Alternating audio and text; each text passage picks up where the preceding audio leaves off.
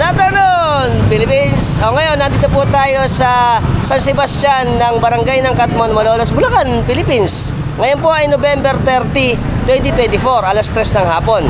Kung saan gaganapin ang unang araw ng nobenaryo para sa Pistang Bayan ng ating Immaculada Concepcion ng Malolos. Ngayon po ay hinihintay lang natin ang pagdating ng motorcade na magmumula sa tahanan ng Hermanos Mayores sa Northfield Subdivision na pupunta po rito sa atin sa simbahan ng Catmon sa San Sebastian.